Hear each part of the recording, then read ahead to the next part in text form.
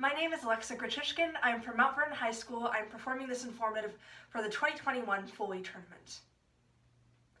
The mind-numbing boredom of quarantine and the isolation caused by COVID has caused all of us to turn to new hobbies or readopt hobbies of the past in search of any entertainment we can get.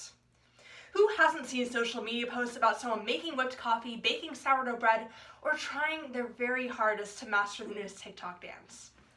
However, there's one phase that hasn't made a comeback, and yet deserves a second look. It's time we all don our polyester leisure suits and gold chains as we get ready to jungle boogie through the groovy sound of the 1970s. Disco music. By embracing disco as a form of entertainment while we attempt to avoid any Saturday night fevers during this pandemic, we can better understand its unique cultural relevance and see that you and I will survive all this hot stuff. The music we identify as disco today emerged out of secretive, membership-only clubs throughout the US and Europe, as groups like the Monkees and the Beach Boys became overtaken by the fresh sound of groups like ABBA and the Bee Gees.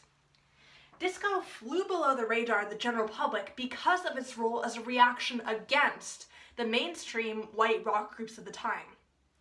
The term disco was actually coined all the way back in the 1940s, when venues in Paris began using turntables instead of live bands to play music for clubgoers. However, disco music as a style didn't emerge until the mid-1970s, when clubs across the US began playing music similar stylistically to Eurodisco, uplifting new and up-and-coming artists. However, these underground venues stayed secretive for quite some time. But soon, mainstream insight into these exclusive venues sparked the disco inferno we know in the United States today. In 1971, disco was televised for the first time ever through the Soul Train music and dancing show. And when music critic Vince Aletti began attending the dance club The Loft, he became enamored with disco culture and was motivated to publish the first ever mainstream article about disco in the Rolling Stone, titled Discotheque Rock. This caused small underground clubs to grow, to accommodate large crowds donning their very best platform shoes, new high-tech speakers, and of course, the classic disco ball. Prior to 1971, there were 0 disco-only radio stations in the US. But by the time 1978 rolled around, there were 200 disco-only radio stations in the US alone. At this point, everyone was saying, "I love the nightlife," resulting in Donna Summer, ABBA, and the Bee Gees topping charts and staying alive in our playlist to this very day. But from its conception, disco has fundamentally been an art form of resistance. The clubs in Europe that laid the groundwork for disco stylistically actually arose as a form of Nazi resistance. When Hitler continually labeled any music created by a non-white artist as a degenerate influence, this led small French resistance groups to create hidden underground discotheques, where this music could be celebrated and enjoyed in peace. Even in the USSR, the discotheque had its influence. However, the USSR began to freak out as disco culture began to be seen as subversive. Soon, each dance required a statement for the reason of the dance, and the music was heavily censored by the Communist Party. There was no love train for disco. We remember jazz for the way it amplified black artists in the 1920s, rock and roll as a rebellious movement against established norms in the 1960s, and yet, when we think of disco music, we think tacky clothes, mass-produced music, and blatant commercialism. There's no love hangover for our society's perception of the style, but this means that we miss out on some of the incredible nuances the genre has to offer. To begin, for the first time, the voices singing the songs were primarily female, and the club sang of the music meant that singers no longer had to water down their lyrics to make them radio-friendly, allowing artists to deliver potent messages of power and sexuality through music, giving us classics like Shake Your Booty and Do You Think I'm Sexy? This marked a dramatic departure from the past, where the few songs that didn't sweep sexuality under the rug focused on the desire that women created in men. But prominent female disco artists like Donna Summer re-centered this narrative, instead focusing their music on the power women derive from embracing their own sexuality and femininity, causing singles like Love to Love You Baby to top charts for months at a time. The empowerment disco fostered arose partially as a result of the victory second wave feminism gained in the early 70s. With the Roe v. Wade decision, the ERA gaining traction, and Title IX, femininity and feminism were becoming new and important steps that society was taking. And these newfound attitudes were reflected in disco's fashion scene, where billowy pants and wrap dresses became the must-have pieces. Some feminists denounced disco fashion, labeling it as objectification of the female body, but designers and dancers alike defended their style.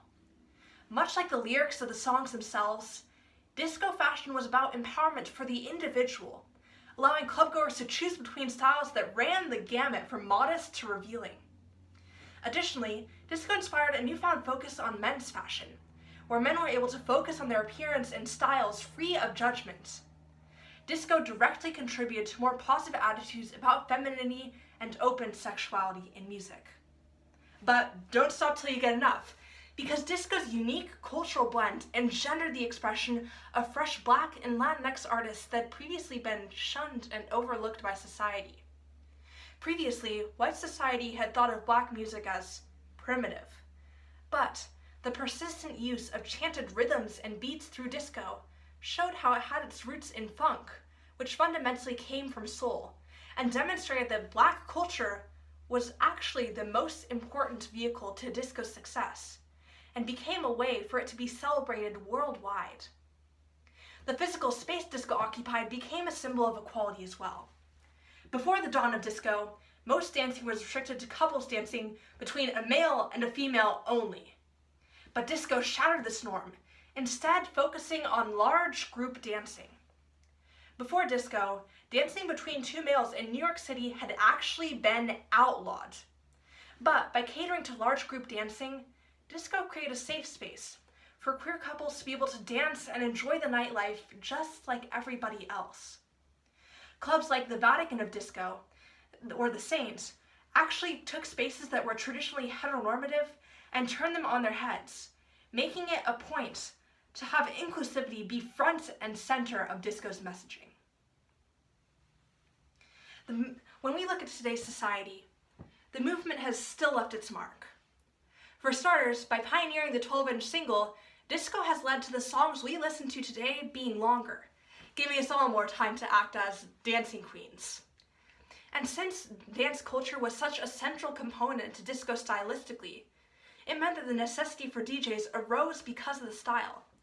Remixing, listening ahead to the next song through headphones, and creating unique blends between songs was actually something that came about because of disco culture.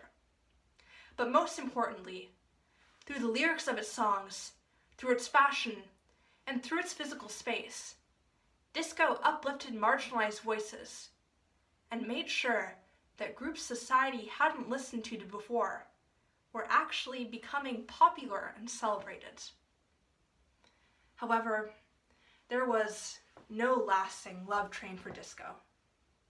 As the genre became perceived as popular by mainstream society, it created an influx of white, working-class youth into the scene, which subsequently led to the gentrification of the genre. The disco sucks movement came to represent the pinnacle of resentment from white rock fans. The largest known Death to Disco rally was hosted in 1979, where fans of the White Sox got to bring a disco record to be destroyed to get a reduced ticket price. This led to a crowd of 70,000 attendees, bringing records of not only disco artists, but Black and LGBTQ artists in general to be blown up and burned in the middle of the field. As journalist Dave March reflected, young, white males were the most prominent group in attendance because they were the ones who felt the most threatened by the success that disco brought marginalized communities. We give other genres of music recognition for the mark they've left on society, but disco gets largely overlooked. It's seen as a tacky 70s fad, a theme for a dress-up, and nothing more.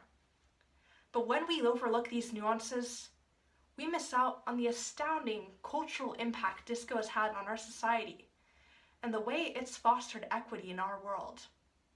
So it's about time we all take a chance on meaningful disco music. Because once we realize that we are family, it's all a boogie wonderland.